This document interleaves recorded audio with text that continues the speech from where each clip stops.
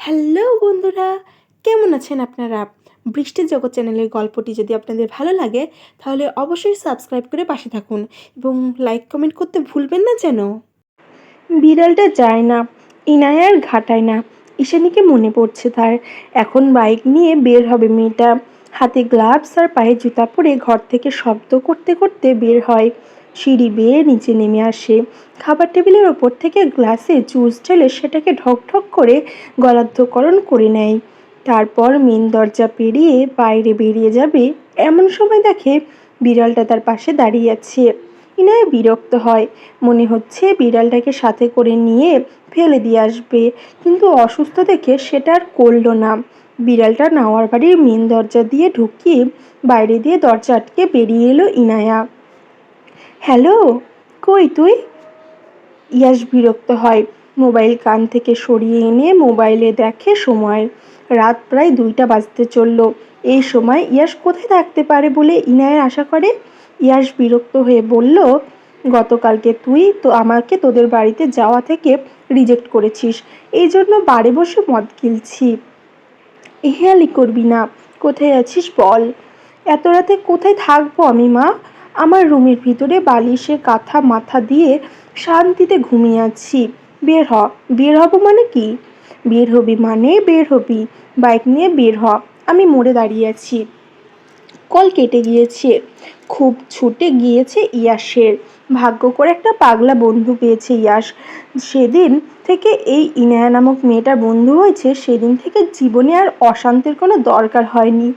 ইয়াস উঠে বলল, এখন বের হতেই হবে, আর কোনো অপশন নাই। বের না হলে বাড়ি বাইরে এসে জানলা বরাবর ঢিল ছুঁড়বে। প্রথম প্রথম যখন ইয়াস বের হতো না, তখন কতবার জানলায় ঢিল ছুঁড়ে ভেঙে ফেলেছে ভগবান জানে। একবার তো বাড়ির পর্দায় গিয়েছিল, ঢিল সোজা জানালার কাচ টপকে বাবার চশমা রাখা ভেঙে ফেলেছিল। ইয়াস আর ইয়াসের ম্যানারলেস বন্ধু বাবার কাছে কত বকা খেয়েছে, এখনো মনে পড়লে কান্না পায় ইয়াসের। কিন্তু এই কথা কখনো ইনায়া জানেনি। ইনায়া জানলে বাবাকে আরো বিপদে ফেলতো। ইয়াসের বাবাও তো জানে না ম্যানার্স থাকা বন্ধুটা ইনায়া। ইয়া শুধু দ্রুত উঠে পড়ে, ফ্রেশ হতে চলে গেল। ইনায়া মোড়ে দাঁড়িয়ে থাকে না। বাইক স্পিডে চালানো ইনায়ার সব থেকে পছন্দের একটা কাজ। আর এই শুনশান রাতে গাড়িবিহীন রাস্তা আরও পছন্দ তার। গাড়ি চালিয়ে সোজাসুজি ইয়াসের বাড়ির সামনে পৌঁছায়। ছেলেটা খুব দেরি করছে, মনে হয় আবার ঘুমিয়ে পড়েছে। ঘুম ভাঙানোর জন্য নিচ থেকে একটা পাথর কুড়িয়ে নেয়। নিশানা বরাবর আঘাত করার সাথে সাথে ঝনঝন করে জানালার কাঁচ ভেঙে পড়ে। ইনায়ার নিশানা বরাবর ভালো, তবে ইয়াসের ঘর থেকে ইয়াসের বাবার শব্দ ভেসে আসে। তিনি কে কে বলে চিৎকার করছেন। তখন বাড়ির গেট পেরিয়ে ইয়াস বাইক বের করে আসে। ইয়াস বাইকের গতি চালিয়ে কোনো রকম ইনায়াকে বাইক চালিয়ে সেখান থেকে বের করে আসতে বলে। 5 মিনিট পর ইয়াস গাড়ি থামিয়ে নেয়। ইনায়া নিজেও দাঁড়ায়। ইয়াস ইনায়ার দিকে তাকিয়ে বিরক্ত হয়ে বলে, কি সমস্যা? ঢিল ছুড়লি কেন? বের হতে এত দেরি হলো কেন? কল দিতে পারতি না? কল করলে তুই শুনতে পাস না তো? তুই আমার বন্ধু নাকি শত্রু? অফকোর্স বন্ধু। আমার কেন মনে হয় না? ইনায়া আমতা আমতা করে বলে, মন আছে তোর যে মনে হবে? এটা বল, তোর রুম থেকে তোর বাবা চিৎকারের আওয়াজ এলো কেন? কারণ ম্যাম, আপনি যখন রাজশাহী ছিলেন না তখন আমার বাবার গুণধর বাবা রুম চেঞ্জ করেছে। সেটা তো আর আমাকে বলবি না? আমি তো ঢিল ছুড়বেন আমাকে বলেননি। যা, আচ্ছা যা, যা হয়েছে এখন ভুলে যা, চল। কালকে তুই জানলার গ্লাস ভাঙা টাকা দিবি। আচ্ছা দিবি, এবার চল। কোথায়? গোডাউনে। এত রাতে গোডাউনে কেন যাবি? কাউকে পেটাতে ইচ্ছে করছে, এই জন্য এত রাতে গোডাউনে যাবি? তাহলে তুই এদিকে আয়, তোকেই পেটাই। চল চল, দেরি হচ্ছে আমাদের। দুইজনেই বাইক চালিয়ে এগিয়ে যাবে। এমন সময় একটা গাড়ি দুজনের সামনে থেমে যায়। গাড়ির লাইনগুলো সোজা ইনায়া আর ইয়াসের মুখের ওপর এসে পড়ে। ইনায়া বিরক্ত হয়ে চোখ ছোটে হাত দেয়। হঠাৎ সামনে থেকে গাড়ি থেকে একজন নেমে আসে। ইনায়া আর ইয়াস সামনে তাকিয়ে থাকে। দুজনে বাইক কিছুটা পিছিয়ে অন্ধকারে গভীরে দাঁড়ায়। আরহাম এগিয়ে এসে গম্ভীর গলায় বলে, এত রাতে এখানে কি? আরহামের কণ্ঠ শুনে ইনায়া বিরক্ত হয়। আজব তো, এই লোক সবসময় কোথা থেকে উদয় হচ্ছে। ইনায়া রেগে মেগে গোডাউনে যাওয়ার কথা বলে দিবে। এমন সময় ইয়াস বলল, আসলে ভাই, ইনায়ের এখন বাইক রেস করতে ইচ্ছা হয়েছে। দেখুন না, আমাকে ঘুম থেকে তুলে নিয়ে এসেছে। এই তো আমরা এখনই বাড়ি চলে যাব। তোমাদের রেসিং করা শেষ? এখনো হয়নি, আসলে আজকে অনেক বেশি অন্ধকার, তো ভাবছিলাম ফিরে যাব, এই জন্য তো এখনো দাঁড়িয়ে আছি। ওকে বোঝাচ্ছিলাম চলে যাওয়ার কথা। কি কি হলো বল ইনায়া, কিছু বল। ইনায়া গম্ভীর কণ্ঠে বলে, হ্যাঁ। আরাম বোঝে দুটোতে মিলে কিছু একটা খিচুড়ি পাকাচ্ছে। আজকে অফিস থেকে বের হতে দেরি হয়েছে তার, ইচ্ছা করেই দেরিটা করেছে আরাম। কাজ তাড়াতাড়ি শেষ করে গ্রামে ফিরে যাবে সে। গ্রামে ইনায়া আর আরামকে জড়িয়ে যে ভুল ধারণা আছে সব মিটিয়ে পাতাকে বিয়ে করার কথা বলবে। সব ঝামেলা মেটাতে দেরি হয়েছে। এখন রাস্তায় দেখলো ইনায়া আর ইয়াশকে দাঁড়িয়ে থাকতে। দুটো একসাথে আছে মানে ঝামেলা। আর এখন তো পরিষ্কার বোঝা যাচ্ছে কিছু লুকিয়ে যাচ্ছে। আরাম এবার ইয়াশকে বলল, গাড়ি চালাতে পারো? পারি তো ভাই। তাহলে তুমি আমার গাড়ি নিয়ে যাও, আর আমি তোমার বাইকটা নিয়ে আমাকে দিয়ে যাও। ঘুম থেকে উঠে এসেছো, ভালো না লাগার কথা। এমনিতে আমার ঘুম পাচ্ছে, তোমার বন্ধুর সাথে একটু রেসিং করা যাক। ইয়াশ আমতামতা করে। আরাম ঘাড়ে হাত দিয়ে বাইক থেকে নামে। তারপর নিজের হাতের চাবিটা ছেলেটার হাতে দিয়ে অল দ্য বেস্ট বলে। ইয়াশ অনিচ্ছা সত্ত্বেও চলে যায়। আরাম এবার ইনার দিকে পূর্ণ দৃষ্টিতে তাকিয়ে বলে, কিছু লুকাচ্ছেন? জেনে আপনার কাজ কি? আপনি একটা খুন করেছেন, যেটা তদন্ত আমি করছি। আপনাকে যে কোনো সময় আমি গ্রেপ্তার করতে পারি। তো করছেন না কেন? ঢং করেন আমার সাথে, দয়া দেখাচ্ছেন, দেখাতে বলেছি আমি। এত কথা না বলে বলুন তো কোথায় যাচ্ছিলেন? ইনায়া নেওয়ার কাউকে কৈফিয়ত দেয় না। আরহাম এইবার কোমরে হাত গুজে নিজের পিস্তল বের করে, সরাসরি ইনায়ার মাথায় পিস্তল ঠেকিয়ে বলে, বেশি বার বেড়েছেন আপনি। আপনি ভেবেছেন আমি আপনাকে কোনোভাবে বাঁচিয়ে দেব, কিন্তু আপনি কোনো কিছুতে তোয়াক্কা করছেন না। এটা দেখেছেন তো, লাইসেন্সপ্রাপ্ত বন্দুক। একটা গুলি কপাল বরাবর লাগলে আপনার সব দেমাগ ফুস হয়ে যাবে। ইনায়া হাসে, কিছুই বলে না। আরহাম পুনরায় বলে, ভয় পাচ্ছেন না? এমন ভাব দেখাবেন না। এটা এমন একটা বস্তু যেটা দেখলে সবাই ভয় পায়। কখনো নিজের হাতে নিয়ে দেখেছেন এটা কেমন? ইনায়া পুনরায় হেসে নিজের কোমরে থাকা বন্দুক একদম আরামের কপাল বরাবর ধরে। ইনা যথেষ্ট লম্বা, আর তাছাড়া পায়ের জুতো এখন একটু উঁচু, এই জন্য কোনো ঝামেলা ছাড়াই বন্দুক তার কপালে ধরতে পারে। আরাম বোধহয় কিছুটা অবাক হয়, তবে প্রকাশ করে না। ইনায় বলে, আপনি এটার কথাই বলছিলেন তো মিস্টার ভিলেন? ইনায় নেওয়ার কাছাকাছি করে না, এসব বস্তু তার সাথেই থাকে।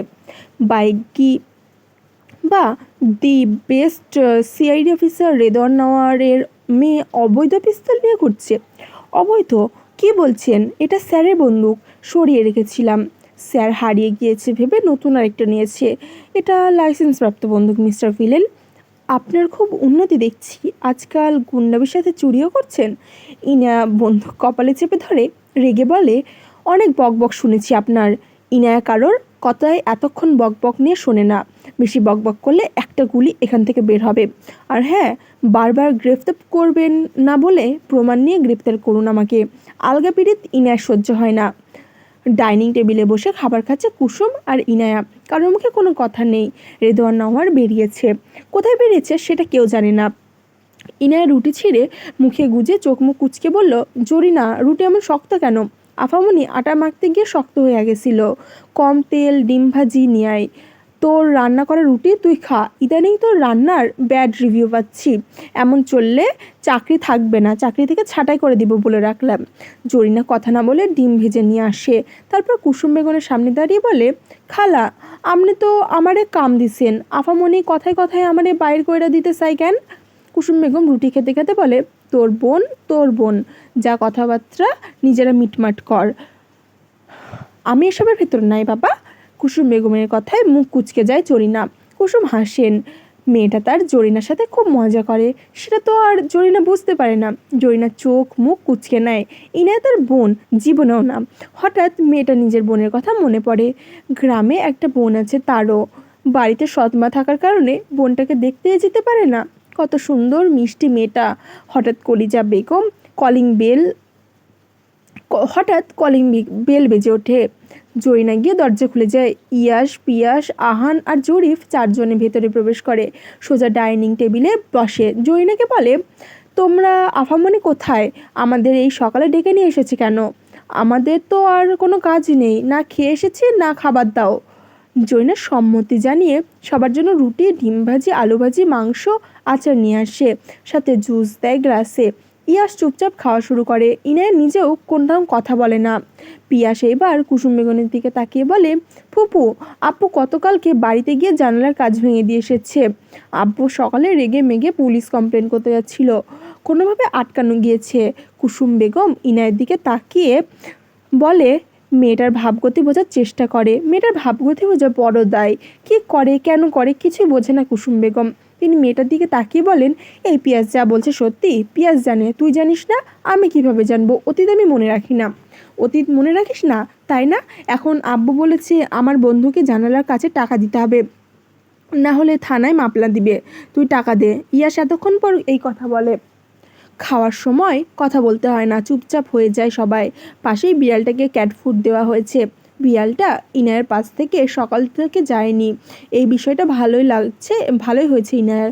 হঠাৎ রেদোয়ার নেওয়ার একজন ছেলে দরজা টপকে ভেতরে আসে। রেদোয়ার নেওয়ার হাসি খুশি কথা বলতে থাকে আসছেন। সবার নজর সেদিকে যায়। ইনায়া তখন ওর নিজের মতো খাচ্ছে। আশিক আর কুসুম বেগমকে সালাম দেয়।